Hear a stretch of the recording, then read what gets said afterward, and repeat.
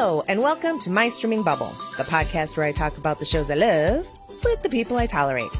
I am your TV watching and talking host, Jen, and today Eric and I are back in the Podbasement to talk about not one, not two, but 3 movies because it's a trilogy. And then that's where my intro ended. I told you it was a bad one. So I'm sitting here thinking, it's like, this is sounding okay so far. Nope. Period. End of sentence. That's not even a period. I was just done. That's it. Show's over. But we are here to talk about the X Trilogy. And that is X, Pearl, and MaXXXine. So, Eric, how have you been? Welcome back to the Podbasement. It's been a while, dude. I'm glad to be here. It's good to see you. And was the last time Fallout? Yes. Oh. And that was a while ago. That was like the end of last summer or right before the end of last summer, yep, I think. Yep. Yeah. So, yeah, it's been a minute, and it's really good to be back. I'm very happy to be here. I've just loved doing this. Yay. But 2024 was a year, and I think a lot of things got in the way, but I'm glad to feel like coming here just brings me some sort of normalcy, you know? Good. I'm glad to hear that. Yeah. Yeah. And you? It's 2025. Is it? And things are just kind of annoying, to say the very fucking least. Mm-hmm. So it's like on my monthly podcast, Twin It Twin It, after we go, Aaron and I go through our intro, at the end, I'm always like, cue witty banter, for us to just kind of have that moment of chit chat like we're doing now. Yeah. And when we recorded the other night, I was just like, I don't have witty banter. I just have loud, angry thoughts. Yeah. There's a lot of that going around lately. Yep. So I was just like, I got nothing. I only have negativity. Oh. But I hope that you have some positive things to say about this Ty West trilogy here. Well, I guess we'll just have to see. Oh, boy. So, all right. So like I said, we are going to be talking about this trilogy, X, Pearl, and MaXXXine. Like Eric said, it is directed by Ty West. And before we go any further, consider this your official spoiler warning and content warnings for, I didn't jot any down, but anything stand out as, I feel like there was something. Was there abuse or assault? Oh, you're, like trigger warning kind of thing. Gosh, I'm trying to think now. See, and I'm trying to be better at getting those noted. Mm-hmm. I'm really bad at pinpointing them. That's fair. That's fair. I get it. Because, I mean, there's the obvious things, right? Sexual assault and, any kind of phobias, homophobia, transphobia, self-harm, that kind of stuff. Like, that's obvious. Right? But I feel like there's sometimes ones that, while it wouldn't be a content warning for me, it might be a content warning for somebody else. So I'm trying to get better at that. So bear with me. Since I don't have any written down to say out loud, make sure you check the episode description, because if any come up during our conversation, I'll note them. Just put it right in there. Yeah. All right. And now we'll do the IMDb stuff. So what IMDb, I'm going to read the IMDb synopsis for all 3 movies. Yeah. So for X, in 1979, a group of young filmmakers set out to make an adult film in a rural Texas farm. But when their reclusive elderly hosts catch them in the act, the crew finds themselves fighting for their lives. For Pearl, in 1918, a young woman on the brink of madness pursues stardom in a desperate attempt to escape the drudgery, isolation, and lovelessness of life on her parents' farm. And for MaXXXine, in 1980s Hollywood, adult film star and aspiring actress Maxine Minx finally gets her big break. But as a mysterious killer stalks the starlets of Hollywood, a trail of blood threatens to reveal her sinister past. So all 3 movies are written by Ty West. Mia Goth has writing credits for Pearl. All three are directed by Ty West. All three star Mia Goth, and then like a bunch of other people. So I figured that's fine. That's okay. Yeah, that's fine. Let's see. It is streamable on Max, and you can rent or buy it on other various streamers, or you can get it free at your local library. Ooh. And it's funny that you brought up your going to the library, because my note was, how you liking your library card, Eric? Because I can't give you shit for not having one. Well, as I told you before, I'm getting use out of it. Yay! That's very good. Yeah. All right. And so then what I says about these three movies, this was the only thing this was the best I could do, is it's when horny meets horror. When horny meets horror. But it's like they've met a long time ago. I mean, that's true. This isn't like a new meeting for them. It's not. No. But these buddies. Three were very, well, especially the first one and the second one. Yeah. Very, very much hornier than your standard horny horror movie, because it centers around the adult film industry. Right. So, all right. Eric, what are your general thoughts on the film series as a whole? And like, why did you choose these? I think they're just fun. It reminds me of just some good old fashioned horror story with just like kind of like the whole real 80s horny teenager movies, like like the Friday the 13th stuff and all of that. X kind of brought that out for me a little bit, and even a little bit in MaXXXine. But I just love that genre. People they just want to have sex, but there is just a killer on the loose, So I just think that's really fun. And I also love the fact that Mia Goth plays, essentially, even though she's really, in the series, she's MaXXXine. As an actress, she's really portraying four different characters between all three films. She's doing younger MaXXXine, sort of, from the 70s, the aspiring actress. Then in Pearl, she plays Pearl, but also in X, she plays Pearl. And in MaXXXine, she plays MaXXXine. So, future MaXXXine, who's haunted by her past. And just watching Mia Goth just go from, little younger, little more immature version of herself to just the fucking starlet that she wants to become. And also just watching how Mia Goth transitions also to being just this sinister killer, in Pearl. It's just a fun watch. And I just love what she brings to the screen. It's great. Yeah, I have to agree. These movies were a lot of fun. Yeah. I love that each film has its own different look and feel to kind of match that time period. The cinematography's great. I loved the score for Pearl. Just kind of that old timey, like music, very dramatic. It was very bright, very like in Technicolor. Yeah. And, I read in the IMDb trivia and stuff that Ty West suggested to Mia Goth to watch Wizard of Oz and some other movie I can't think of the title for now, but to try and get the feel of what Pearl was going to be. Sure. And it very much, and as soon as I read that, I was like, yes, exactly, because it's bright and colorful and so murdery. And then MaXXXine has just all the feel of the 80s. That gritty 80s vibe, And then the way he incorporates kind of what's going on in the time as well. So yeah. With Pearl, the Spanish epidemic, the Spanish flu. Yeah. And then in MaXXXine, it's the Night Stalker, it's the Satanic Panic bullshit. Yep.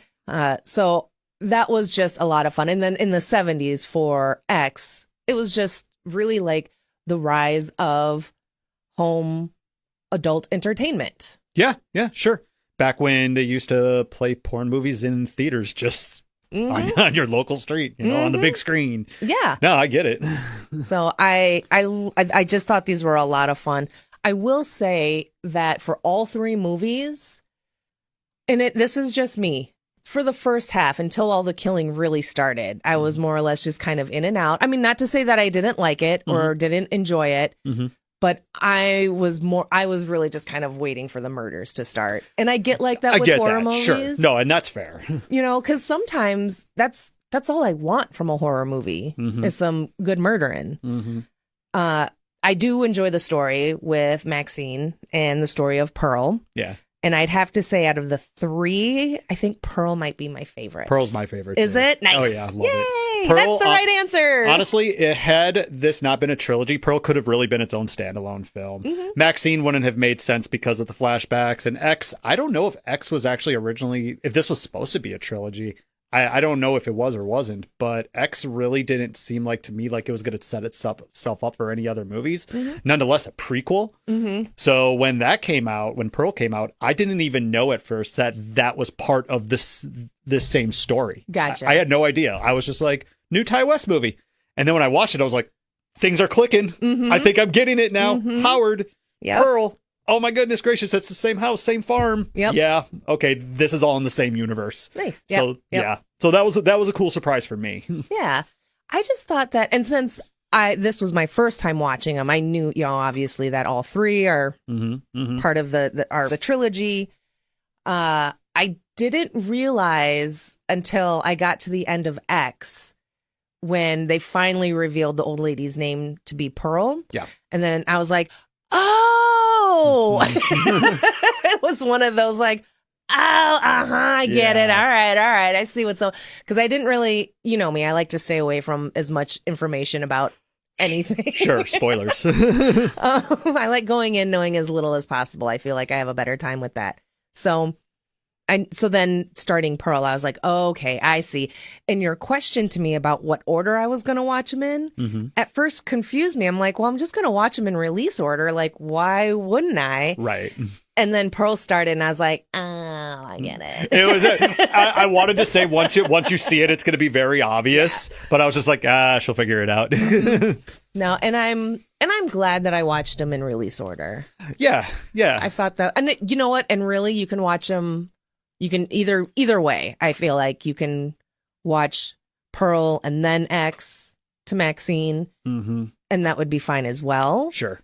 But I enjoyed, because then while I was watching Pearl, I was like, oh, that's the car, and in the lake, and oh my God, the gator has a name, and I love it. So it was kind of fun to like piece all of that together. Yeah. And then I was reading on IMDb that Pearl was greenlit before X finished filming. Really? So that's Ty West and Mia Goth were more or less working on the script while filming X. Oh, that's crazy. So I'm not sure. So other than that, I don't know if Ty West had plans to do MaXXXine, like if it was just going to be a double feature type thing. Sure. But somewhere, he got the idea for Pearl, because it was all written during 2020.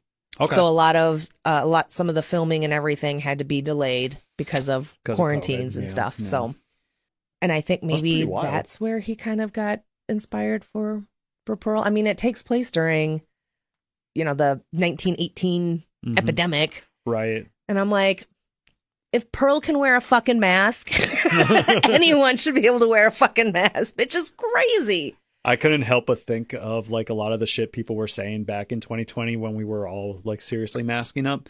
And there's a line in Pearl when the projectionist is driving her back to her house after they spent the night together, and she saw the soldier walking down the street, and for a second she thought it was Howard, and then he was like, you can't tell who anyone is these days with these masks on. And I just feel like Ty West just kind of took a stab of what was going on during the time period when he wrote that, and I was like, yeah, I see it.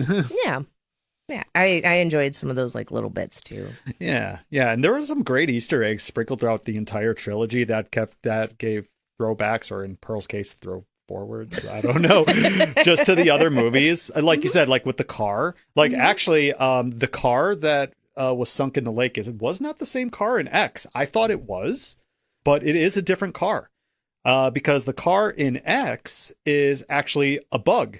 It's like a beetle. Oh. Yeah, and there was a bumper sticker on it that said like "Love, Not War" or something like that. Because I thought the exact same thing when I first saw Pearl. Okay. Yeah, so apparently that lake is filled with cars. Poor Theta. Poor Theta. How big is that fucking lake? Oh my God. I don't know. She's got mufflers to chew on and mufflers exhaust pipes. Days. Yeah, that's right.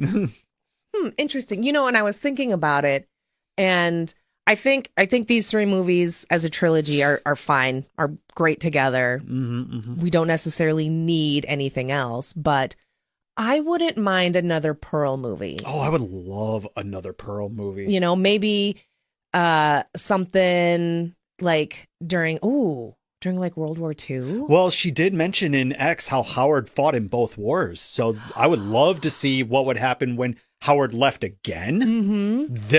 And you know, he could have been gone for months and months. So what happened with her during that time? Just saying. I'm a lot of Theta was very well fed. I don't know how to pronounce the gator's name. So. That's okay. That's okay. It's just that you're right. There's plenty of story there that could be told between the time Howard returned from war to the time he left and was gone again, because Pearl doesn't do well on her own. She needs that constant reminder that Howard is there. Someone is there to love her. And she wasn't getting that from her parents, you know? Yeah. That was wild, her relationship with her mother. And then I was reading that the actress that played Pearl's mom in Pearl, she was the intimacy coordinator for X. Oh, really? Yes. That's cool. So then Ty West asked if she wanted to portray the mother, and she learned German. She is not German. What? I was like... That's insane. I was like... Because I remember when I was sitting there and watching it, I was like, damn. I was like, they got a real-life German woman. Like, her German was amazing. And not to say that I know other languages at all to say if someone's accent is good or bad or whatever. But it was good enough where I was like, oh, clearly this woman has some sort of like German background where she speaks German. Right. No, she learned it all for the role. That is fucking wild. Isn't it? Dude. She did so good. I have a problem just saying a single sentence in Spanish. And she learned a whole language just for a movie. And to yell in German and everything. I know. She was brilliant, though. She was. She really was. She played that super hardcore protective. I don't even know if protective is the right word I want to use. Just overbearing. Yeah. Controlling. Yeah, there you go. But I mean, obviously the times were very, very different. You know, the Spanish flu, we saw what happened, how it treated her father and the things it did to him. So she told Pearl, like, you know, chasing your dream is for children or something like that. You have to do the best with what you've got. That's not verbatim in any ways, but she said something like that to her. Yeah. Abusive parents. Yeah. I should write that down for the content warning. There we go. See, this is how I do my content warning. It's just as we go along. That's okay.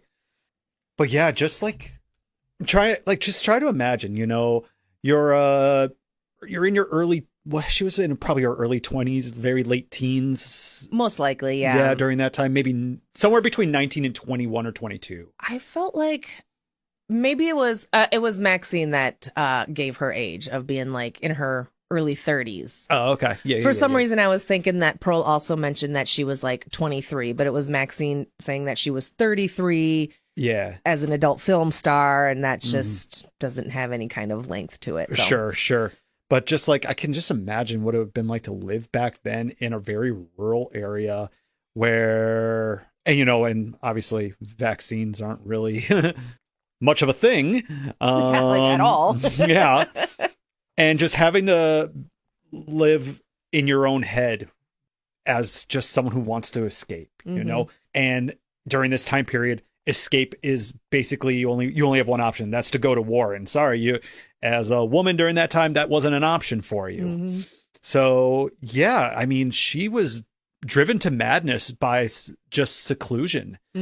And but do you think that she was always a little mad? Oh yeah, absolutely. There was a little something off with her. There was always something going on there, but I think once her father got sick, my theory is that's when everything really started to drain the family. That's when probably her and her mom really started to butt heads. Her mom started becoming really more overbearing.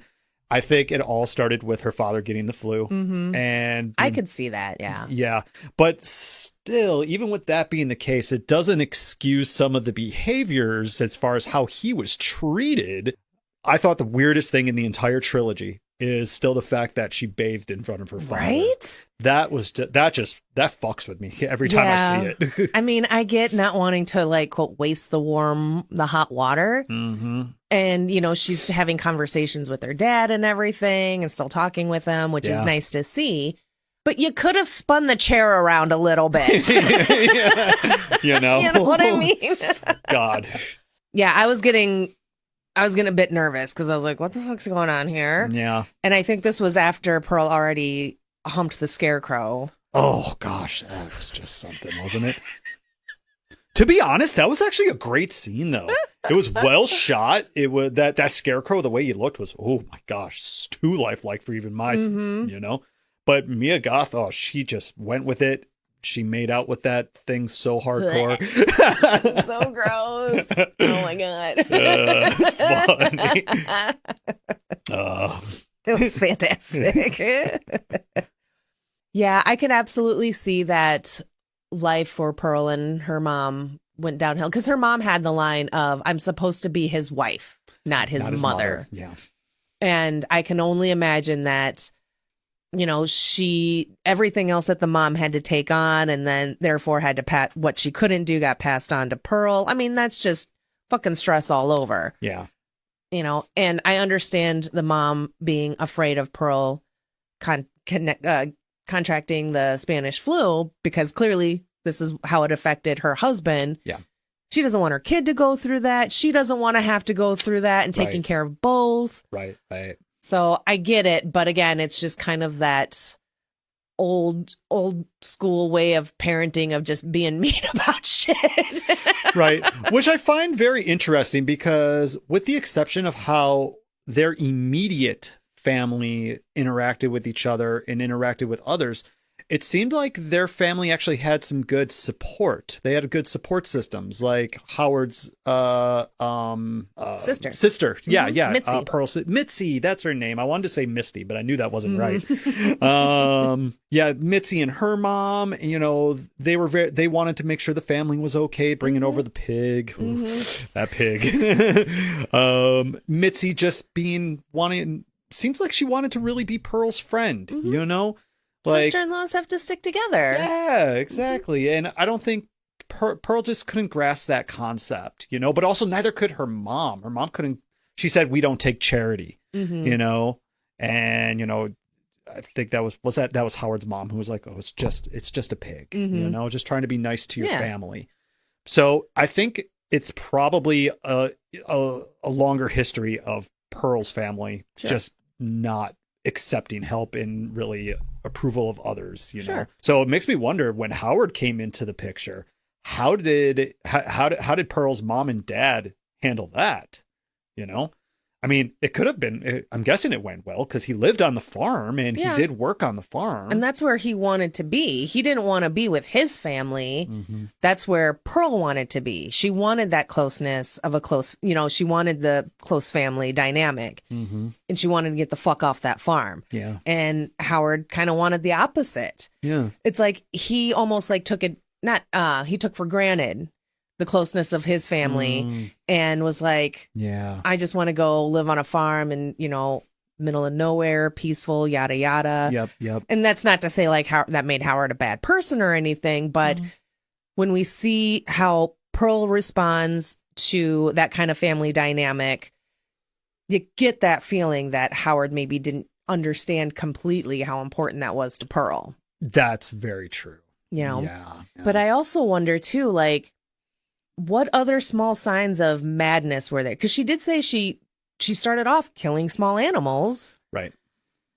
So was this truly like her not getting the acting role or the dancing role in the church troupe or whatever? Like this. Okay. So this was clearly like the main thing that set her off. because now she just feels like she'll never get off the farm, and she's going to be like, fine, I'm going to make the best out of a bad situation. Right. But I am very curious as to what other signs were there along the way. You know what I mean? And then, of course, as we said, life after Howard gets back and how that is all handled. There's just a whole story there that's yet to be told. You know? And I know we're spending a lot of time on Pearl, but it's both of our favorites. It is. And that's fine. I had a feeling you and I were going to talk about Pearl the most, so don't worry. I just found Pearl to be that much more. I was just more drawn to Pearl. It's very cinematic for what it is. Yeah. You know, and I felt drawn to Pearl, so take that how you want. But I just found, I'm not sure why, but I found her story to be that much more, just to be a bit more interesting than Maxine's. Because, you know, Maxine, we know right away what she wants, which is fine. And with Pearl, we kind of do too, but she's just in a different spot. I'm not sure that I'm explaining this well at all. Well, they're just two completely different characters. But they're also but at the same time, there's so many similarities. That's true. They both wanted more. One of them happened to get more. The other one did not. You could tell by watching X that Pearl or that Maxine reminded Pearl a lot of herself when she was younger. I think she even said that to her when she brought her in to have lemonade with her. You know, she reminded her of a younger self, of her younger self, and she became infatuated with that while they were on the farm. You know, but it got to the point, obviously, of just total creepiness when she's laying with her in bed, touching her, and all that stuff. Crazy, just wild shit. But what still blows my mind is that Mia Goth is pulling all of that off herself, and that is brilliant acting. It She's is so good. I love it. Yeah, when we first saw Old Pearl and X, I'm kind of looking at her, and I hadn't looked at IMDb yet, and I'm that's not an old lady. You know, playing an old lady. That is clearly someone a little too prosthetic-y. Yeah, but at the same time, it was very well done. And then there was just a couple of shots where I'm like, oh, that's totally makeup, you know, whatever. And then, of course, afterwards and going through IMDb and seeing that Mia Goth played Old Pearl and Maxine in X, I was like, well, I knew it, but I didn't know who it was. And I thought that was even better. I was kind of hoping that it was going to be Mia Goth, because I'm like, I'm watching it and knowing that these three movies kind of all tie into each other in a way. I'm like, okay, who is it? Is this like Maxine from the future? Or I don't know why my brain goes to time travel. Maybe because I want off this fucking timeline. Wibbly wobbly. Yep. Obviously that wasn't the case, and you know what it actually was made way more sense. But I was pleasantly surprised. Good. That it was Mia Goth doing Old Pearl. Yeah.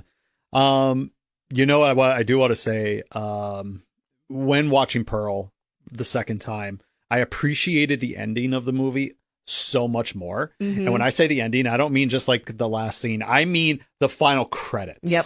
Because watching Mia Goth's face, that smile that she's giving at the end there, that's just not ending. All I keep imagining is Ty West just in the background going, hold it, and shit. And then Mia Goth's just like, I can't do this. So that's kind of how it went. Oh, is it? So it wasn't planned. Okay. And she was waiting for him to yell cut. That asshole.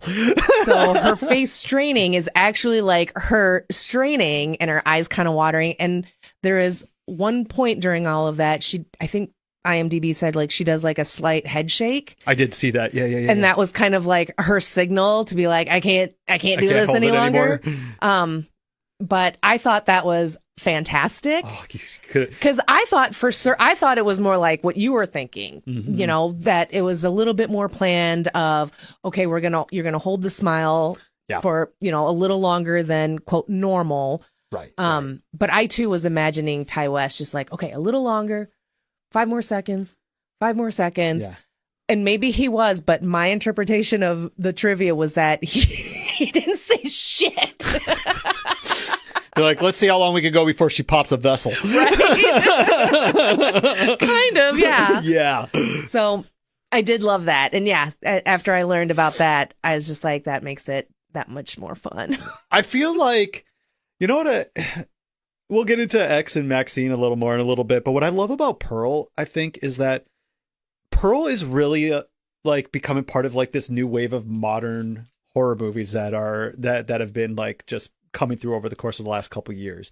Another movie I could think of that it's not anything like Pearl, but to me it's on the same level is the one you just did a show about, The Substance. Mm-hmm. I feel like these are, even though they're two completely different styles of movie, it's really a great it's a great move in the horror genre and what we're seeing. You know, we're seeing the rebirth of, you know, monster movies. We're seeing the rebirth of slasher films, you know, in a way. So, and I think it's really cool. And nonetheless, we're getting some very strong leads in these roles too. So I just want to, I want these to keep pumping out. I'm loving it. Yeah. Horror has really been pretty great the last few years. It really We've gotten has. some really good stuff. And no spoilers, but have you watched In a Violent Nature? Not yet. No. That's the one, that's like the third view perspective. That's from the perspective of the killer. Yes. Yep. No, I have not seen it yet. Okay. That's all I'll say. Sounds like you're recommending it. Oh my God, yes. Okay. I laughed a lot. Okay. Good. I don't. And from what I've gathered, I'm like one of 12 people that laughed as hard as we did during specific scenes. So, jeez. I love that. But you gotta movie. love that though. That's what makes horror fun. Mm-hmm. You know, I told you earlier. I was watching MaXXXine last night with a friend of mine, and she had made a comment about when we're watching horror, she likes to have a little bit of comedy in there. Like it doesn't have to be like straight up comedy, Sure. but just that little lightheartedness where it's like, that's funny. You know, it's like when Jason Voorhees takes the girl in the sleeping bag and bangs against the tree. Sure, in the 80s that might seem cruel, but 2025 is like that's kind of clever. It's funny. Who does that? That's hilarious. You know? I agree, and I think horror will always have a dash of comedy in there. Yeah. You know, the movie might not be, you know, dark comedy, dark humor, anything like that, or even just horror comedy like Tucker and Dale versus Evil. Never saw it. What? Never saw it. Why? And you're looking like your expression and your body language is saying, and I'm never going to see it. Oh, I'm sorry. That's just how I look. Highly recommend. Okay. You absolutely for Wait, Tucker and Dale versus Evil. Hold on. Is this the? I'm sorry. It's Alan Tudyk. Is this the one with the two brothers who they seem like they're like stalking a group of teenage like campers, but really everything's completely misunderstood? Yes. I did see this movie. Thank God. Okay, I did see this. I forgot that's what it was called. I was afraid I was going to have to finish this episode by myself. Okay. I saw it once and I did enjoy it. Yes. It's so, you know, when I think of horror comedy, that's obviously one of the first ones that come to mind. Sure. Whereas these ones aren't as straightforward a horror comedy. Right. But there are elements that are kind of funny. Yeah. And that's true, I think, with a lot of horror movies. So. Of course. And also, I'm just kind of like, maybe I'm not well because my husband's like, stop laughing at horror movies. I was like, but they're funny. I mean, honestly, if we can't see the humor and just over the top acts of violence sometimes, then I don't know. Yeah. Anyways. Anyway. All right, so we've spent plenty of time on Pearl. We'll probably get back and, you know, go a little back and forth, but let's hit up X and MaXXXine. Okay. So what are your general thoughts on X then? And just kind of the whole story of MaXXXine. Okay. I think X is a very, very good predecessor to MaXXXine Minx's story. You know, it lets us know where she comes from not just as on a professional level, but also kind of on a personal level too, with her father, which we find out about that later on. And also just how this film crew thought they were just going to go do something that is seemingly innocent. And it just turns into a nightmare. And I love those kind of stories, you know? But the cast in X, actually, I think I appreciated it a lot more the second time around. Obviously, we'll start with the biggest name probably on that cast, and that's Jenna Ortega, you know, who at the time of filming this, I don't think she was really that big of a household name that I knew of. I don't know much about Jenna Ortega's career aside from the fact that she's Wednesday and that, you know, she's in the Scream movies now. But this came out, I think, before her first Scream film, I think, because I think X came out in 2017 or 2018. Let's see. X came out in 2022. X and Pearl were 2022. Both of them? Yeah. Oh, why did I think X came out before COVID? I don't know. Maybe I'm wrong. Yeah, well, I think I am wrong. Because they both have, and because when I was trying to figure out release order, I had to go a little deeper than just, you know, June 2022. I don't know if that was the actual month, but I had to go look for like the actual like date. Yeah. Because they both were listed as 2022.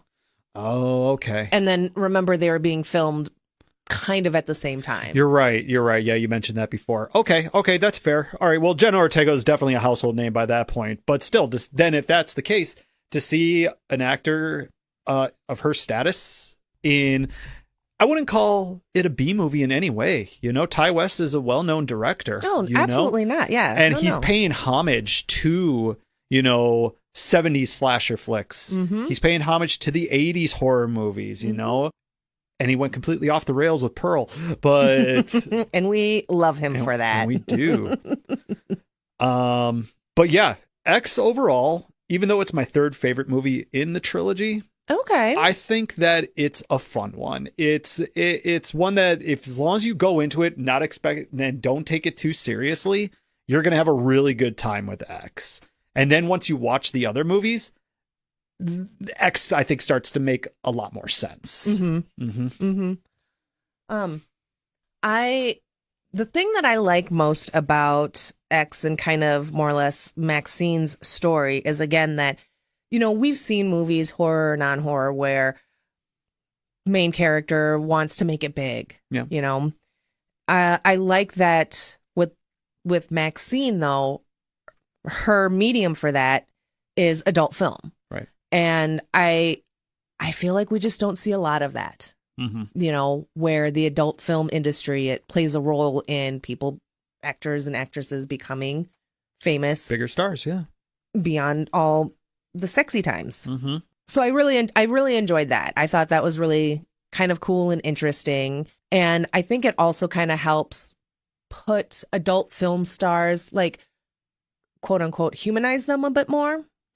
You know, because we see that Maxine, and especially in Maxine, that she's just a girl that had a dream. You know, and as she got older, she realized kind of the best course of action, more or less, for her at the time. Right. And you just don't see a lot of entering the porn business. Yeah, that's fair. And then coming out more or less okay, like making it, right? We might see movies where, you know, like Boogie Nights, they get into the porn business and then they're in the porn business and then bonker shit just continues to fucking happen. Right. You know, until we see Dirk Diggler's Diggler at the end. Yeah. Not, and I'm sorry, not a great looking Diggler. I'm just saying. But no, I definitely get what you're saying. In some aspects, and I don't mean this in an offensive way, it's kind of like it's like a rags to riches story. Absolutely. You know, you start from the bottom, you work way up to the top. And what I love about what you said, because in Maxine, you know, at the beginning, we see her audition for the role in The Puritan, or The Puritan 2. You know, and then they're like, can you show us your breast? And that's it. And then for a good part of the movie, until we find out she got the role, you know, she's thinking, oh, this is all I'm good for, you know, or even us as audience members, till we find out that it's not. But what I love is at the end of the movie, we see that rehearsal again where she walks away and then she comes back and she says, y'all are going to want me. I'm a star. And she showed that confidence, and the director saw that. And I thought that was awesome. That was fucking cool. So Yeah. I love the fact that it wasn't so much the way she was acting. It wasn't her showing her boobs. It was the fact that she came back and said, you don't take me, you're going to regret it. The confidence. Yes. Yep. And look at that. It paid off. Oh, yeah. Yeah. Huge. Yeah. No, I think that's great. And kind of back to like the quote humanizing porn stars. A big part of that is their conversation at the cabin in X when Jenna Ortega's character is asking them like, how can you do this? Blah, blah, blah. Yes. And they just all that confidence that they have. And one thing that I read, the actress that played the blonde friend. Okay. She was a little nervous about doing the nude scenes and everything. Okay. But she pulled from basically her character to have the confidence to play the character. Oh, well, right. You know what I mean? Well, I think as an actor, that's what you should do anyways. Yeah. Right? Yeah. So she's thinking about her character and how her character would be unabashedly great, like totally fine with being naked, having the confidence.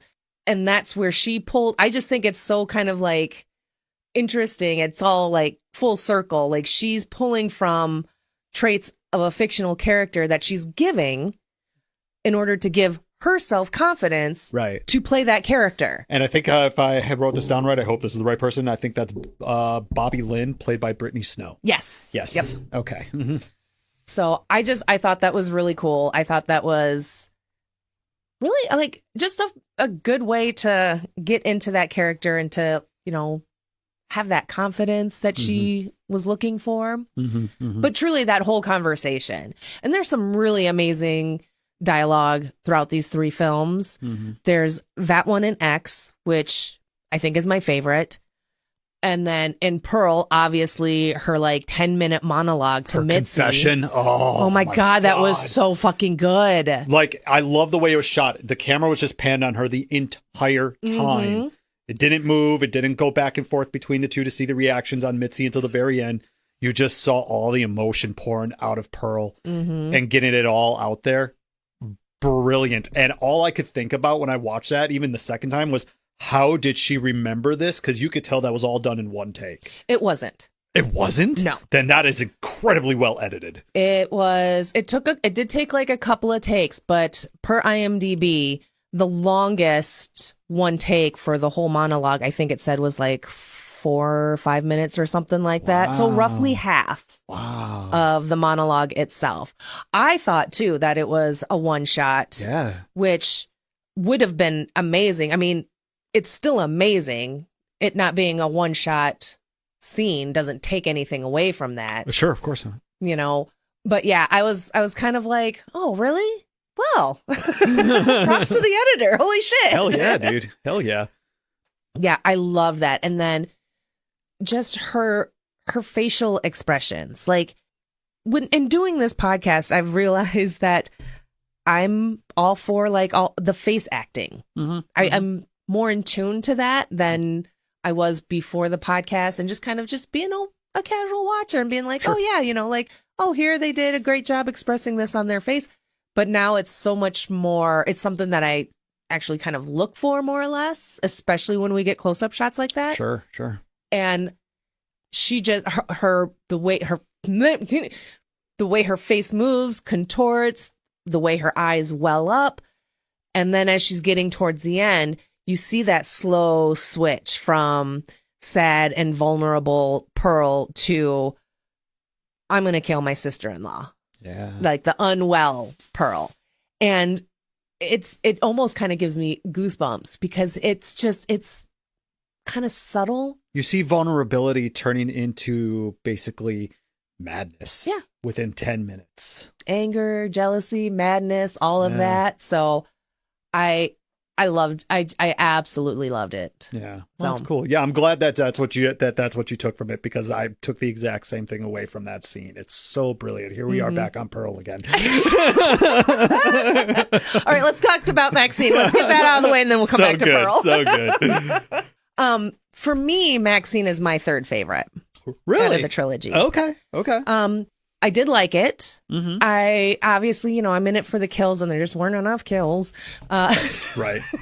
That's part of the reason why I liked I do like Pearl a lot, and even X, because old Pearl just going fucking bonkers on the farm, killing everybody was a hoot. Yeah. But I do like the ending for Maxine, her story, like not just the ending of the movie, but for the character. Just like the last act and how that played out. Sure.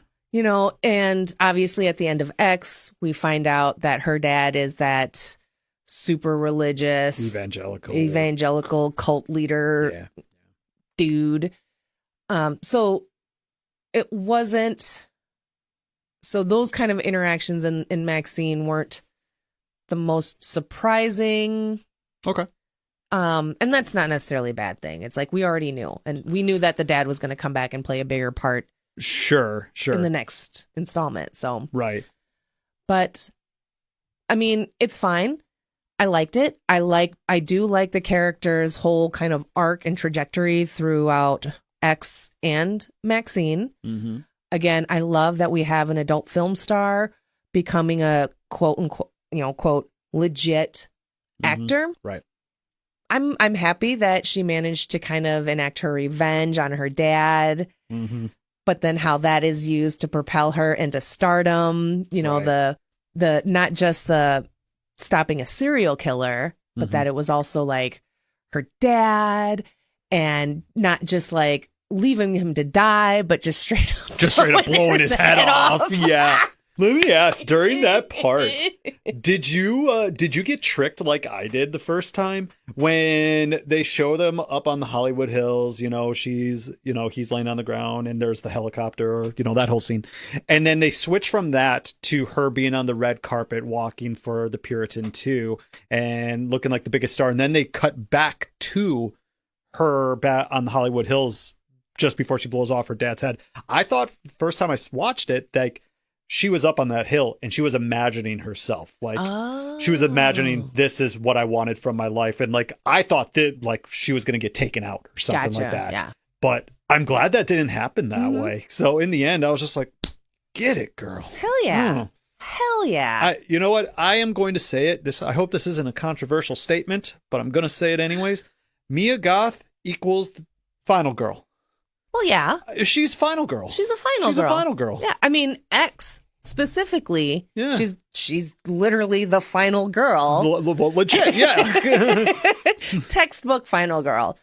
You could even say she's, Pearl is Pearl's not the final girl because Pearl's the murderer. That's true. She's the Jason. She is Freddy. Yes.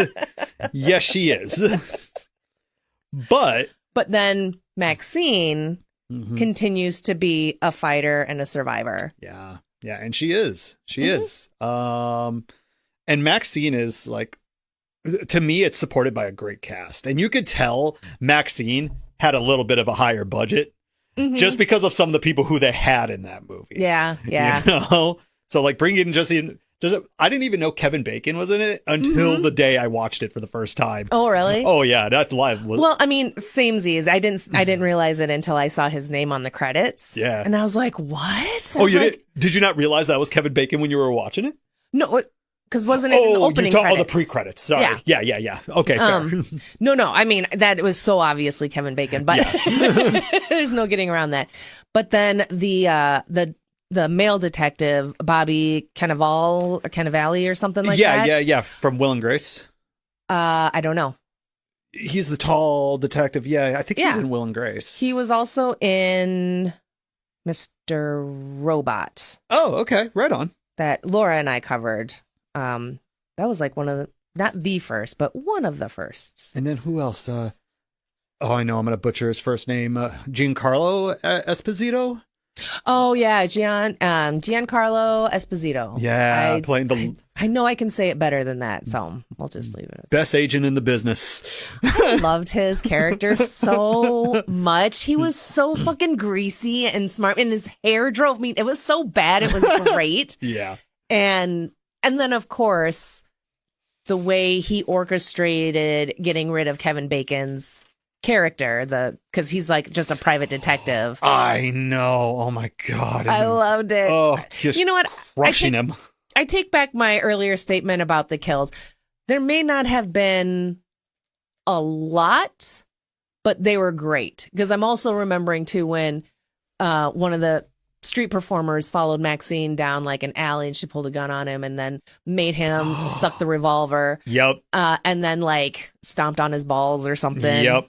That was amazing. One other thing I think I really liked about MaXXXine, and I don't know if everybody got this feeling from it, and maybe it was just me, but with the way the movie was shot and a lot of the scenes and a lot of the cinematography, I couldn't tell at certain points whether or not if they were filming the movie and we were just watching the scene play out as they were filming the movie, or if that's what was actually going on in MaXXXine's situation. Sure. So like the first time I saw it, I thought the whole alley scene with the street performer, I thought that was them just filming part of the movie that she got the role for. Oh, and then see, afterwards they were going to call cut, and that didn't happen. I was just like, wait, that was real? That happened? I was like, well, he had it coming. I didn't get duped in MaXXXine, but in Pearl, when she is talking, after her whole monologue to Mitzi and everything, her confession. Yeah. And then she congratulates Mitzi on getting the role, and Right. Mitzi's like, I didn't get it. I'm now, while I'm mostly fairly certain that she did actually get the role because of how we saw Mitzi leave like her audition. Yep. She kind of comes out, she's got a bit more of like pep in her step. She's not so like, broken down like she didn't get it. Right. But for a hot second, I was like, are we seeing things through Pearl's perspective of her just being like, don't lie to me. I know you got the role, at least, you than me kind of thing. Sure. And Mitzi being like, I didn't. I really didn't get it. Yeah. And then she finally says that she did. And so in my mind, I'm like, maybe Mitzi didn't get the role, but now she's saying that she did because she wants to get the fuck out of there. And she will say anything she can to get the fuck out of there. Yeah. So that was my kind of what's real and what isn't moment. Okay, for sure. It's actually kind of tripped me up a little bit. I didn't think about this till I watched it the other night. Before they get to the house and before the whole monologue, Mitzi says to Pearl, let me take you home. Mm-hmm. Well, they both got home on bikes. Mm-hmm. And I just keep asking myself, why did she not just hop back on her fucking bike and get the hell out of there? I feel like Mitzi's story could have ended very differently. Mm-hmm. But oh my God. And the way she hacked her up and fed her to the man. Mm-hmm. What a good movie, right? God, it was the best. I know. Anyways, but you mentioned earlier about how MaXXXine leans a lot into like a lot of the 80s fear and conspiracies, like about the satanic panic. And I actually love that Ty West brought that into it. Because one, you could tell that he was doing that for fun. And also because that was just what was going on in the mid 80s, It also reminded me of the latest season of Stranger Things a little bit too, because they leaned very heavily into that also. Yep. But just the idea of at the end when after you find out it's her dad who's the killer, and they're at the poolside at that Hollywood mansion, and and she's tied to the pole and everybody's around watching and filming it. It's like, this is just, it's picture perfect when it comes to what you would have expected to see at some sort of satanic ritual in the 80s. Yeah. And I love the way that they filmed it and shot it, because it was so stereotypical, but it was funny. Yes. And for me, who's, I am a Satanist. I know. Oh my God. I just laughed when I saw it. I was like, this is great. I always love how organized religion, Christianity, Catholicism is portrayed a lot in shows and movies of more or less being like the baddies. I know. Right? And then, you've got your demons and your devils and your Crowleys and everything. And they ain't so bad. No. But then it's like, I think about, like season 1 of Good Omens and how heaven is portrayed as like a corporation. And I could see it that way. John Hamm is all like in a suit and everything, and it's just all white and bare and just, it cracks me up every fucking time because then it's like, who really are the baddies? Mm-hmm. I think we've been lied to. I believe. Have you ever seen the show Lucifer? I have not. Oh, it's really good. I recommend it. It's a lot of fun. But there is a line in Lucifer where he's talking to an agent. He's like, just remember, love. He's like, it wasn't us who had the flaming swords. Mm-hmm. Yeah. And it was like a big moment. It's like, oh, realization. Mm-hmm. And, you know, there's a lot of lines very similar to that in a lot of other shows and movies of, again, like, you know, heaven and the angels and the Christians or whatever really aren't all correct. They're not who they think they are. Yeah. I mean, in the end, words. In the end, really, for the whole satanic panic aspect of MaXXXine, it was more satire than anything. Mm-hmm. And it was fun. Mm-hmm. And I think it's something that people could really enjoy as long as, you know, like I said before, you don't go into these movies taking them too seriously. Yeah. But yeah, God, MaXXXine was just I know you said it's your third. It's my second. And I think it's my second mostly just because I love the way that I just love the script. Mm-hmm. I think it's a really good script. It's very well done. Mia Goth, I think, puts on probably the second best performance I've ever seen her in. Mm-hmm. And I also just loved like Kevin Bacon's sleazy private detective role. Yep. I thought that was so good, so on brand, I think, for Kevin Bacon. Oh, I loved it. I love Kevin Bacon as a villain is always a lot of fun. It is. Truly. Yeah. I also another thing that I loved about MaXXXine was when they're in the studio and MaXXXine's with the director and the director's talking to her about like, you know, how she stuck her neck out and blah, blah, blah. And they come around a set and there's a motel. I was like, that's Bates Motel. Yeah. And then they pan back and you see the sign. It's Bates Motel. I was like, fuck yes. That's cool. The actual set. That was a legit set. That was Ty West did not think he was going to get approval for it. Yeah. But he did. That's cool. Isn't it? That's cool. I love that so much. Oh, man. So I thought that was... It makes me wonder then, because the interior, there was a shot of them on the interior of the home. And, you know, it was just like plywood and stuff, just like all about. But when we first see it, we see MaXXXine looking up at the house, and there's Pearl in the window looking out. I wonder if she actually got to do that, like stand up on like maybe some sort of crane or something, or some sort of platform in the Pearl makeup and outfit. That would have been cool. That would have been cool. I didn't see anything specific to that in the IMDb, but I did also love that shot of when her seeing the old lady, old Pearl in the window. Because, of course, it's the Bates house. If you're not seeing some old lady that ain't actually there in the window, then you're at the wrong fucking house. That's not the right house. That's not the same Bates Motel. No. So I thought that was, I loved that, like maybe a little too much. Let's see. What else? Oh, another thing about MaXXXine, from IMDb, the filmmakers went, quote, old school during production. The movie was made the same way as it would have been made in the 80s, i.e. using the same camera equipment as back then, and avoiding, quote, modern trickery when filming. And you gotta love that commitment. That's awesome. So there was so MaXXXine has no type of digital production?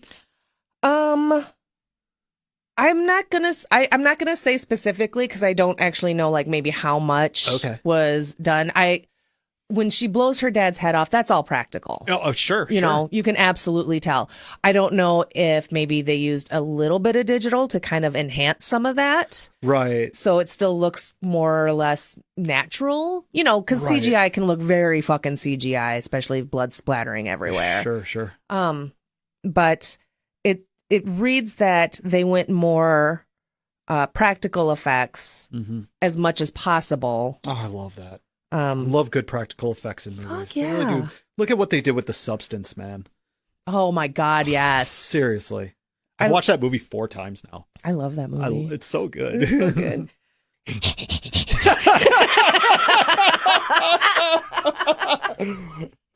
That is my favorite. Oh. I have to admit, so because I kept doing that during me and Jill's substance episode. Yeah. And the other day I was just shimmying. I was just just walking down the hallway. But I was in a little bit of a hurry, so I totally went. You need to find a Demi Moore paper face cutout that you could just like put on your head. Oh, gotta put the whole bunch of lipstick on it too. Oh my god, Oh. Halloween costume, So great. All right, And you also got to really appreciate the blood splatter at the end of that movie when she's going down the hallways. Oh yeah, I loved it. All right. okay. Let's see what else. And then we have a lot of similarities again. We've got Pearl's dance is the same as Maxine's dance, and even young Maxine in the old home video with her dad. And You're talking about the dance that she did in front of the people at the church? Mm-hmm. Was it really? Mm-hmm. Oh, I didn't even notice that. It was. And then old Pearl does a bit of that dance, but obviously much slower. So when you go back and you watch these characters doing that kind of dance, look for those I arm know what scene you're movements. talking Yep. about. Yeah. After she kills, what's his name, out by the van. Mm-hmm. Oh, doesn't she grind him too afterwards? I don't think she did. Oh, she gets something. I think I was worried that she was gonna, though. For some reason, I thought she did, but maybe she Maybe she you're did, right. and I'm blocking it out for sanity For maintaining obvious purposes. reasons. But yeah, again, I love all these little bits the parallels, the Easter eggs, and the homages. Yeah. I love them all. These, again, a really fun trilogy of murder. Do you feel like the flashbacks in Maxine that she was having, do you think in any way they may have felt just a little forced? I think I don't know if I would say forced, but I feel like we could have done without them, and I don't think it would have changed anything. I think I agree with you, because I think even if they would have left the flashbacks out, or even not just had as many, I think I still would have loved the movie just as much, because if you've seen the other movies, you already know this story. So in some instances, I thought the flashbacks were just a little unnecessary. But I guess if you don't know the story going in, that's probably going to confuse you more. Right. Actually, yeah. Well, and thinking about it now, a lot of, like horror movie sequels do the flashbacks to the, to the first one. Sure. Whether it's necessary or not. So just kind of in this discussion right now, I wonder if that wasn't more or less a nod to older horror movies. Okay. You know what I mean? I can respect that.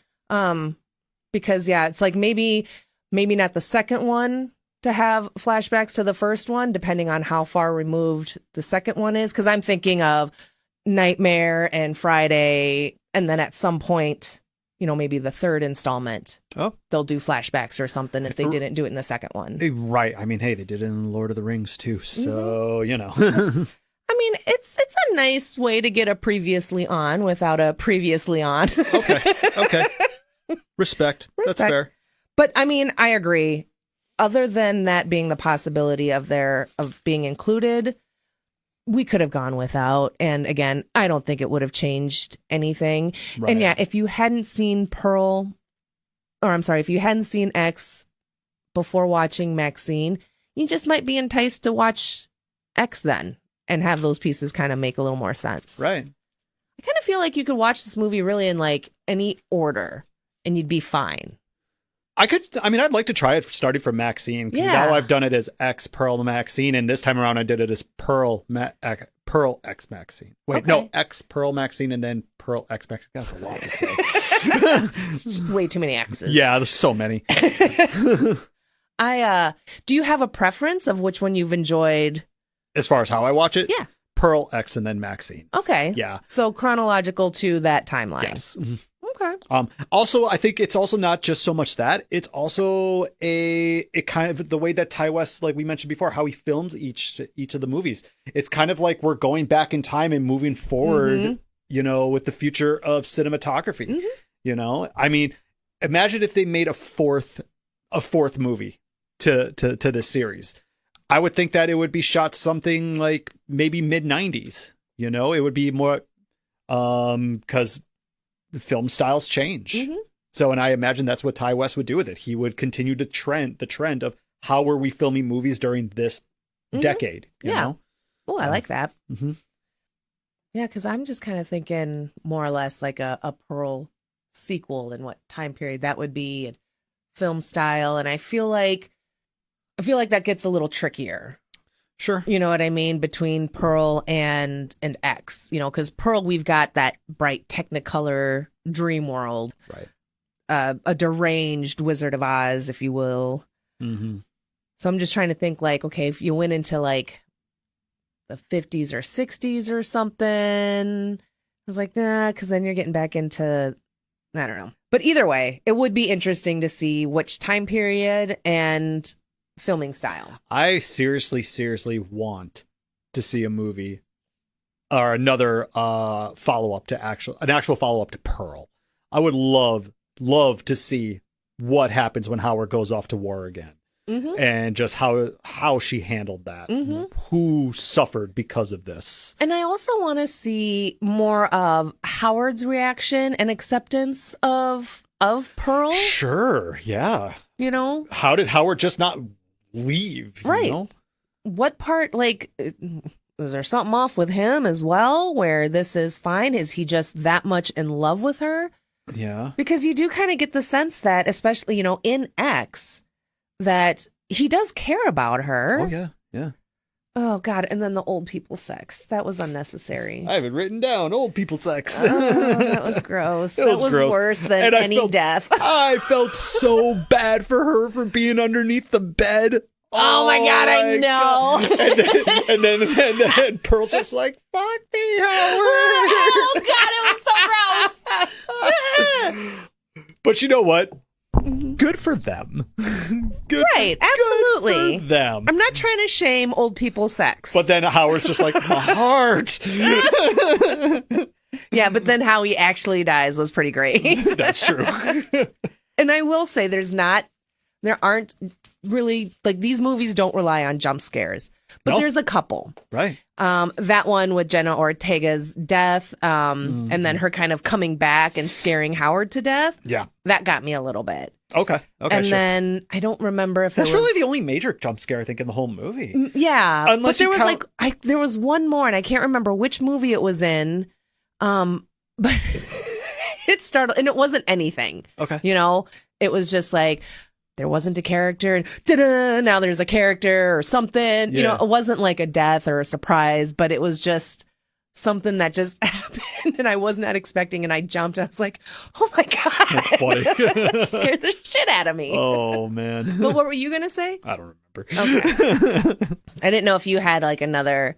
I didn't have. Oh, yeah. We were talking about the jump scare, and it's not a jump scare per se, but it did make me go, "Oh shit!" When his name is it was Maxine's boyfriend, the director Wayne. When Wayne goes into the barn looking for RJ, and he steps on the rusty nail, and it's not just like a poke; it goes all the way in. Okay, that's some Home Alone shit. That's a cringe moment for me. That's some Home Alone shit right there. That's some Marv shit. Yeah. Okay.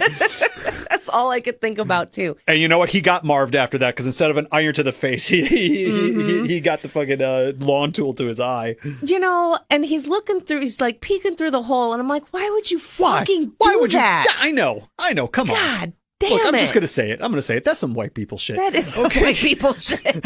Some white people in horror movie shit right there. 100% Oh my God. It's like, ooh, mysterious shadow just passed by. I'm just gonna take a peek. Yeah. Whatever. I also love the fact that Wayne went out to help look for RJ in his skivvies. Didn't even bother putting on pants or anything. He was just in his thong, more or less, banana hammock. That made me laugh so fucking hard. And then when old Howard in X is looking for Pearl, yeah, and he goes up to the house, and then the one guy that's doing all the fucking in the movies, I can't remember his character's name, but he answers the door. He's all naked, and then the camera kind of pans back a little bit, and you see his silhouette, and then because he's standing with his legs apart, and you see just the I don't want to say small, but you see where something is hanging between his legs. Oh, that's funny. That, his penis. I'm talking about his, really? gigantic penis. You're referring to, so in the movie, his name is Jackson Hollis, real name Kid Cudi. Oh, yeah. Yeah. And I do actually, I really do like his character a lot. One, I loved the first shot of them filming him at the gas station when he's filling up the tank, and he's just like, I thought that was great. But also, I love that he's a service member, and that he thought that he could relate to Howard. He tried to find just that one thing they had in common, and that they both fought for their country. So I thought that was, maybe in his eyes it was going to create maybe not like a special bond, but hey, we have this unique bond in brotherhood, so let's help each other just to get killed in the end. Yeah, that really sucks, but still, hoorah, I guess. Okay, let's see what else. I'm just scrolling through my notes. So in X, Lorraine references Psycho during a conversation with the group, and later Jackson discovers a partially submerged car in the pond, similar to Marion Crane's car being dumped into the lake by Norman Bates. So I love the sprinkling of Psycho through these movies. And then, of course, Pearl being psychotic. Yeah. God, it really is a good callback to just the old days of horror. It really, really is. I don't know, aside from these three movies, I don't know how many more Ty West films I've actually seen. I'm going to have to look up to see what else he's done. Yeah. But I am very interested in his catalog. These were very great. And let's see, what else? Oh, The Innkeepers from 2011. The House of the Devil from 2009. He did House of the Devil? He did House of the Devil. That's a good movie. Let's see. Oh, he directed an episode of the Exorcist TV series. Let's see. Scream TV series. The one that was on MTV? Wow. All right. So he has done some things that we've heard of. Yeah, those are his director credits. All right. Because what was his credit then for The Innkeepers? I thought he was a director of that. It doesn't matter. I think I saw The Innkeepers a long time ago. Felt like it was decent. Is that the movie about the I don't know. Stop asking me. Stop fucking asking me. Is this that? Is that? Okay. It is not on the outline to be discussed. I don't fucking know. I don't even know all the fucking actors in all three of these movies. All right. That's fair. Oh, to go back to Tandy Wright, who plays Pearl's mother, and being the intimacy coordinator, with her learning German in a hurry, she became so convincing in her accent that she fooled 2 German members of the crew. Hey! And I was like, well, she fooled the shit out of me, but I'm also not German, so it's pretty easy to do that. Let's see. Well, me too, so... All right. So, yes, Pearl's climactic monologue goes for 7 minutes and 57 seconds. Consists of 17 shots. 17? 17? I must have not seen the teen part when I first read this. I thought it was only 7. And the last shot goes for 5 minutes and 36 seconds. Okay. Wow. 17 shots. I mean, when you're watching it, you wouldn't have guessed. No, That's some incredible editing. We both thought it was a single shot. Yeah. Okay. The pornographic film shown to Pearl, in the theater, is A Free Ride, 1915, a real vintage, quote, stag film. The film's production is the subject of some debate. It surfaced in the 70s and was at one point sold by a shady distributor as hardcore D.W. Griffith from 1915, while silent film historian Kevin Brownlow has posited that it was made in the early 1920s. Oh, okay. So it was a real it was a real porn flick. Huh. Wait, but if it was made in the 20s and Pearl took place in 1918... Well, I don't think they're using it for... that's just for historical the history. accuracy. Right, that's just... Right. They found a movie that was old enough. Okay, yeah, that's fair. And it says, right, the production is up for debate. Right. Because it surfaced in the 70s, but sold to a distributor in the 1915. But other historian was like, it was probably in the 20s. Okay, right on. But, yeah.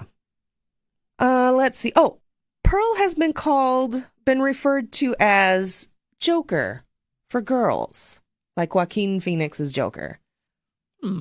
What are your thoughts on that? Do you agree? Do you disagree? I'm going to have to dissect that one for a second here. But, I mean, if we're looking at it, so with Joker I think was more about the descent into madness, while Pearl, Pearl's already there, you know? It's just that we're kind of jumping in the middle. Would I agree? I could see where they're going with that. Yeah, I could definitely see and respect why people would get that impression. I guess I've never really thought of it that way myself, but I have no problem with that. I think I could get behind it. Okay. Yeah. Well, I hate the fucking Joker. I know. Yeah, so I know. Have you watched this comparison, fuck no, I have not watched the sequel. Are you fucking kidding me? I kind of want to. And then knowing that I wasn't ever going to fucking watch it, I went ahead and read the ending for it, and it pissed me off even more. Oh, I read the ending for it too, and I was just like, no. Yeah. Terrible. Yeah. So online, fans of the film often lovingly call it Joker for girls. Fuck off, first of all. Joker for girl. Oh, specifically, that's the words they use for girls? In quote, Joker for girls. Oh, that's stupid as fuck. Joker's for fucking everybody, all right? Not the movie, but the character. Right, right. The movie can fuck all the way off. But because of how some of the female fans find Pearl relatable, similarly to how some of the male fans of the 2019 film relate to the character. Guess? That's so fucking stupid. I hate everything about that. I don't agree with that one bit. Like, I could see why it would be like, oh, MaXXXine is more of like a, like a female version of what Joaquin Phoenix was pulling off in Joker. Okay, maybe I can see that a little bit, but it's like, no, girls can relate more to MaXXXine because she's a girl. She's MaXXXine. Or sorry, Pearl. That's okay. You relate more to Pearl because she's a woman. It's like, that's stupid. Well, and I also wonder, too, because with MaXXXine being in the adult film industry and that being in our world still very much like a thing. Oh, yeah. There could be plenty of girls and women that don't want to associate with a character that is associated with porn films. Possibly, yeah. They'd rather, I guess, associate with an unmedicated woman descending into madness.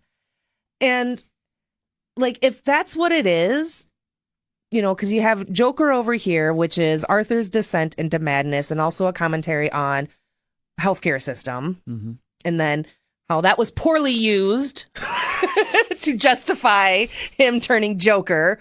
Fuck that shit. I hate it. I hate it. I hate it. Fair. I can see a parallel to Pearl, but only because there were no options. Right. So there's no commentary on mental health in America for 1918. Right. It's just a bitch going crazy. And she even says to Mitzi at the end there, she's like, there's something wrong with me. Yeah. And Mitzi's all like, what do you mean? There's nothing wrong with you. It's like, no, there's something seriously fucked up with me. So, yeah. So I guess think about it now, trying not to compare it to Joker in any way, what shape or form. It is that monologue in the end. There is also us learning about her mental state. It's her basically coming clean about how she's feeling on the inside, and hey, these are things that have never been addressed in this young woman's life. Yeah. But hey, like you said, 1918. When I think about how they would have probably addressed it, honestly, I think of the movie Return to Oz. And that's exactly how it would have gone, in my opinion. That Just movie's fucking creepy. Dude, Even what- as a kid, I loved it, but I was I super fucking love creeped that out. movie. And then do you remember, it's so off topic, an animated series based on The Return to Oz? No. Yeah. Did Fairuza Balk voice Dorothy? Do you know? I have no fucking clue. I didn't know there was an animated series though. That's pretty wild. I remember, I remember. And it was very much more lighthearted. Oh. It wasn't as I would- freaky and creepy as Okay. the live action. Okay, that's fair. Yeah, so I don't like that that some people call it Joker for girls for a handful of reasons. But the whole I think I've said enough. I think it's a backhanded comment. Really. I think it's unfucking necessary. I don't think girls, females need to have our quote own fictional character to more or less look up Right. to or relate to. Right. That's kind of part of the reason why I don't like Joker, right? Because it was so male centered and oriented, and then it got all that gigantic Joker bro following and shit. Yeah, I know. The real Joker is for everyone. Mhm. Give me Heath Ledger. That's especially Heath Ledger's Joker is for everyone. Yeah. So How did this turn into a Joker rant? Because motherfuckers called Pearl Joker for girls, and that made me Stupid. mad, and I had to bring it up because I only know how to talk about things that make me mad. But I was very curious as to what your take on that was. So Okay. all right. Okay, so I think we'll go ahead and start hitting up the stray bubbles. So last chance to bring up notes, fun facts, final rants and raves, and all of that shit. All of that. First of all, take your time, because guess who just realized they did not do their 6 degrees? That's okay. I did mine this morning. I was sitting down at breakfast. I was like, I really feel like I'm missing something for today, and I'm going through YouTube, and Nicolas Cage scrolled right by in one of my reels. I was just like, that's it. Mm-hmm. Gosh, shit. Well, if we're gonna get the last bits out right now, since it hasn't been mentioned by either of us yet, I am going to say there is one thing about this trilogy that sticks out to me. Actually, it's an X that stuck out to me, and I didn't know this until going into it the second time when I was reviewing the IMDb page, and I have a feeling that you may have noticed this too. Okay. But there is a very, very, very special guest cameo in X that is near and dear to both you and I. Did you catch it? No. Karen Gillian is in X. Really? Yep. So not in face. Karen Gillian actually is one of she does a voiceover for on the radio when they're driving in the van on the way to the house, and they see when they get to the accident where the cow got hit. Mm-hmm. So if you listen to the radio that's going the radio program in the background, there's a commercial playing. And there's this woman selling steaks, and all she's credited is the steak selling lady. But apparently Karen Gillian and Ty West are friends. Aww. And Ty asked her to be in the movie just to do this little small cameo. I don't believe she was credited in the film. Okay. But she is credited on IMDb. Okay. Yeah. So Karen Gillian was an X. And you never would have known. Oh, I love that. I do too. All right. I think I got all my notes out that I needed to. Yeah, pretty much. And then I just finished my 6 degrees. Fantastic. So let's see. We've got. I wonder if we have the same one. I always wonder that. Probably. Well, I don't know. All right. Give me a second. Nothing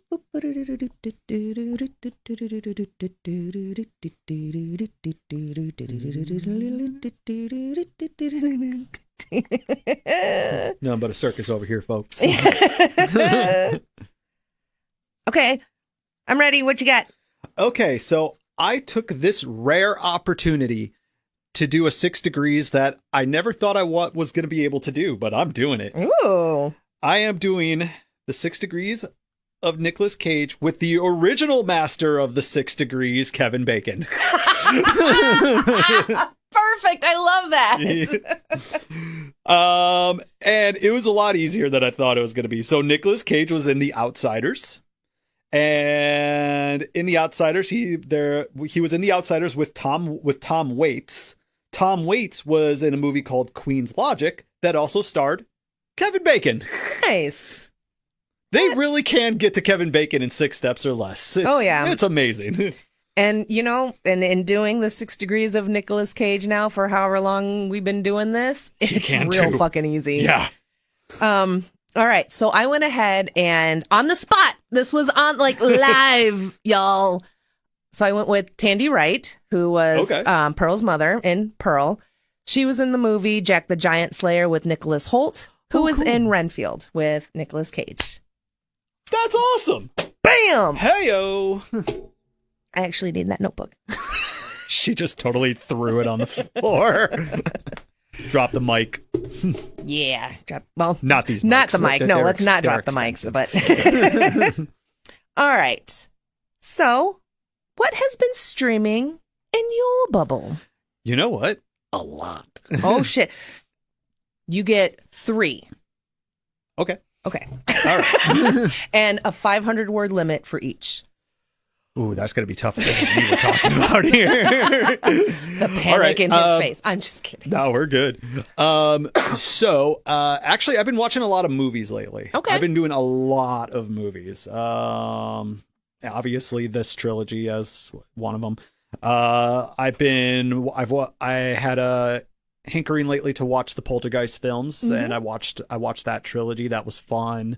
For about the 500th time, I've watched the Lord of the Rings trilogies. I've been on a huge trilogy kick lately. That seems to be the pattern here. As far as TV shows go, I'm currently watching the most current season of The Boys. I'm about 5 or 6 episodes into it, so I think I'm almost done with this latest season. Okay. I know it came out a while ago, but I'm just getting around to it now. Sure. I've also started watching The Good Place. This is your first time watching? This is my second time watching. I'm sorry. Okay. No, that's fine. But it's more of a background show, but I loved it. It's so cute. It's such a good show. It is. And oh my God, it's kind of one of those that I wish I could forget and enjoy it for the first time all over again. I get that way with a few different shows. Lost is like my number one for that one. For me, my number one is The Sopranos. Yeah, I know that's the number one for everyone that's watched The Sopranos. Yeah. But God, what else? As usual, I'm always sprinkling in Doctor Who, just because I finally have gotten to the point now. Well, I've been here for a while, but Doctor Who is now for me a show that I can watch in any order, any Doctor, any season, and the show makes complete sense. Nice. And that's fantastic. I can jump from the library to the episode where the Doctor and Donna are having dinner out by the towers, and it all comes together. Oh, you mean the Doctor and River? Yeah. You said Donna. Did I say Donna? You did. I did not mean Donna. Well, because it's Dr. Donna. Dr. Donna, Oh my God. But Husbands of River song. Happy cry, happy cry, happy cry. So yeah, but I think mostly the new stuff I'm watching, it's mostly just me just checking out new movies. I've been kind of exploring the Plex catalog and just grabbing random stuff. I watched this great horror movie a few weeks ago called Oddity. Okay. And it got great reviews on IMDb. I was like, oh, this looks cool. I watched it. And although it's like not the kind of horror I'm into, it was because it's a slow burn movie. Oh, okay. It really yeah. is.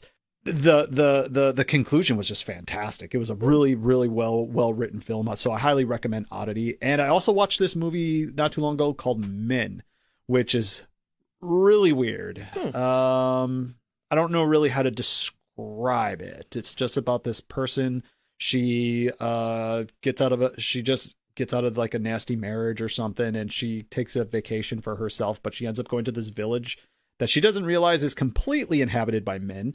And well, you could probably guess where it's gone. All right. Yeah, but how about you? What aren't you streaming these days? Oh God. I mean, a lot, but because there's just a lot. Well, I've had a lot of my pod prep lately has been, these 3 movies.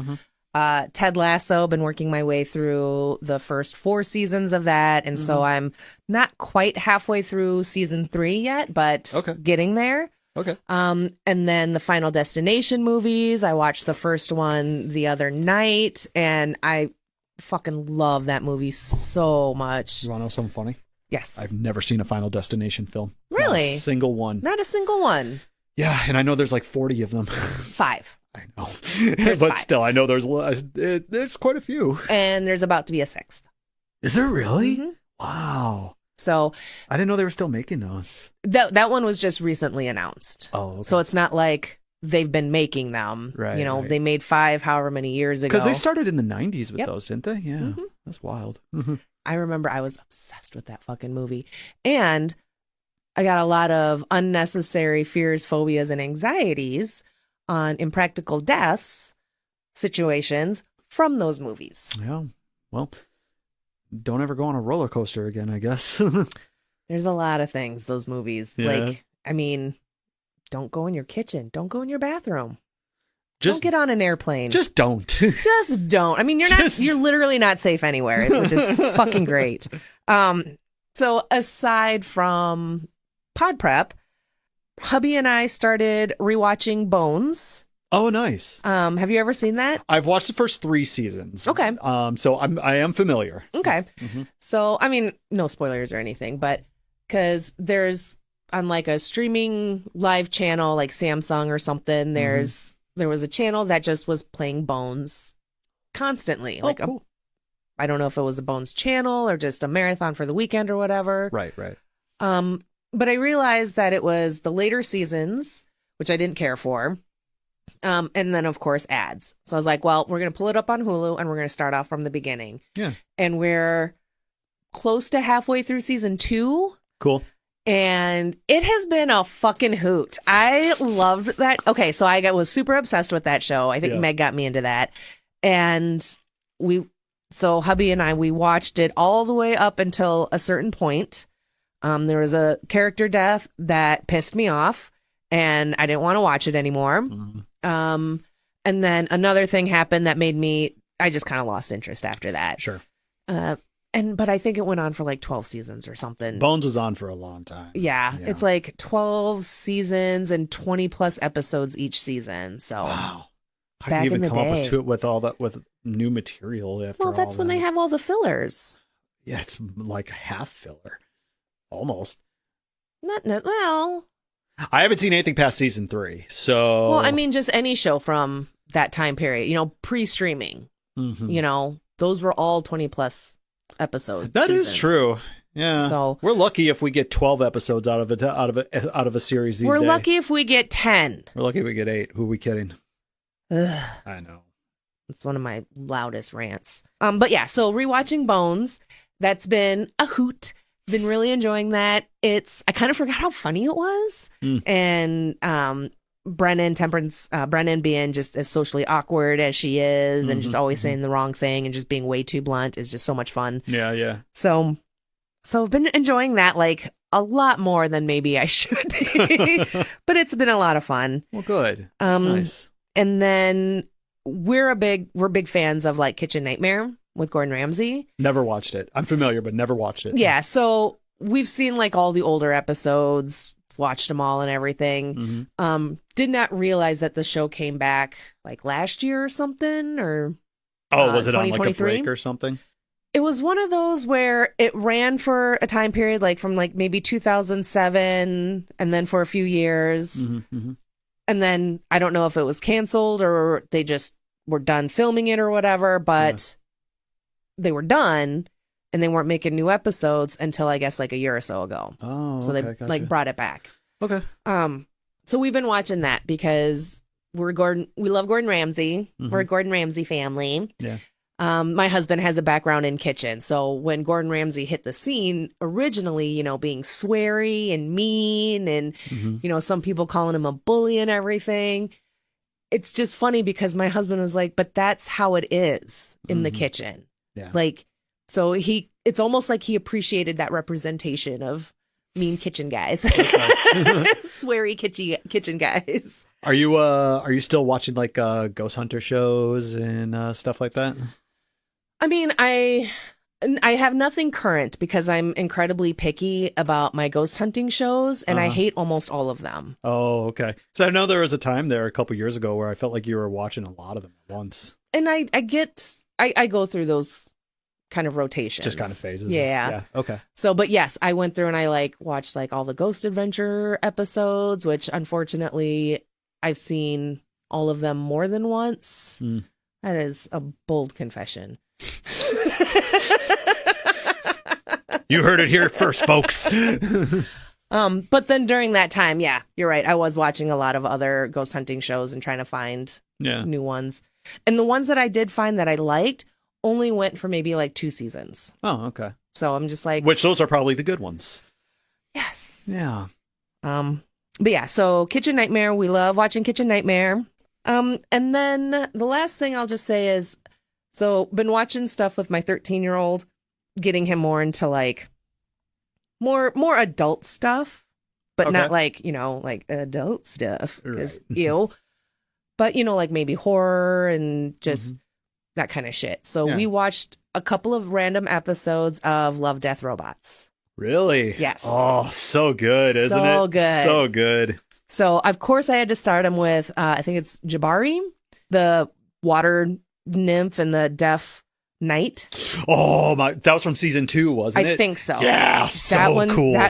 That one I think is my favorite because the artwork is fucking amazing. Somewhere in this phone, I have a picture of a cosplayer from C2E2 last year who dressed up as the nymph. Oh, beautiful costume. I couldn't, and as soon as I saw it, I was like, Love, Death, Robots, and she was like, yes. I was the first person to get it or something. Yeah. Oh my god, that's awesome. Yeah. Oh, that one might be my favorite. And then we watched the 2 of the episodes of with the 3 robots. Oh, they're just classic. Those 3 need their own show. They do need a spinoff. I swear to God, I would watch the shit out of that. They are hilarious. I love that episode from season 1. I want to say it has a special guest star in it. For some reason, I want to say it's Joseph Gordon-Levitt, but I don't think it is. But it's the one in the freezer with the civilizations that are. Oh yeah. Yeah, and then there's wars going on in the freezer, and they see them as gods and stuff like that. I love that episode. Oh, I forgot about that one. That one was directed by Neil Blomkamp. I don't know if you're familiar with him. He did he directed the movie Chappie. That's the one I most know him for. Okay. Yeah. Oh, so good. Yeah, that's been a lot of fun. So yes, he loved the 3 robots, and then we watched the one where it's the farmers with the big mech and fighting the aliens. So we watched that one the other day, and he's like, I take everything back. That one's my favorite. Oh man, I might want to watch it again. It's been so long since I watched that. They're so good. They really are. I love them. Fun. So we'll leave it at that. That's just kind of more or less what's been that's great. Streaming in our bubble. So, well, all right. I think we done talked about this to death. I think we've said all we could. To death. We talked about it because we're talking about horror movies. Oh, pun fully intended. Always intend your puns. Yeah, exactly. So, okay. Well, that's going to do it for us today. Eric, thank you so much for being in the Podbasement today, for recommending these movies. I was going to watch them at some point anyway, so this just kind of bumped them up on my to be watched list. So, and it's great because I enjoyed them. They were so much fun. I'm so glad you enjoyed them. So, but listeners, let me know what you thought of today's episode. Let me know what you think of the X Trilogy, your favorite, not so favorite, etc., etc. You can send all of that to mystreamingbubble@gmail.com. And then make sure you're following the podcasts. So My Streaming Bubble is still over there on Facebook, Instagram, Threads, and now Blue Sky. Just search My Streaming Bubble and I should pop up for you. And then, of course, rate, review, and share this podcast on a podcast player near you. And then there's the monthly podcast, Twin It to Win It, that I co-host with Aaron from It's a Fandom Thing, and we test our twinningness by guessing how the other feels about different movies. We've focused mostly on horror movies. That's all we've done. And that's likely all we're going to be doing because it's just more fun that way, and we both love horror. So it's been kind of fun trying to guess, like, does she love this one? Or does she hate this one? Yeah. But yeah, you can give us a follow on Facebook, Instagram, Threads, and now Blue Sky, because I had a minute, so I made us a Blue Sky account that I haven't used at all. I suck at social media. I kind of do. All right. It happens. But most importantly, you can rate, review, listen, and share on most podcast players. So thank you all for listening, and keep streaming. Goodbye. Bye. If you're enjoying the podcast, here are a few ways to show your continued support, like rating and reviewing on a podcast player near you, and sharing your favorite episodes with your friends, family, and mail carrier. If you're looking for merch, then stop by my Redbubble store where you can find and buy My Streaming Bubble stickers, hats, shirts, and more. You can also find me over at buymeacoffee.com and, well, buy me a coffee. Thank you for your continued support, and keep streaming. Bye!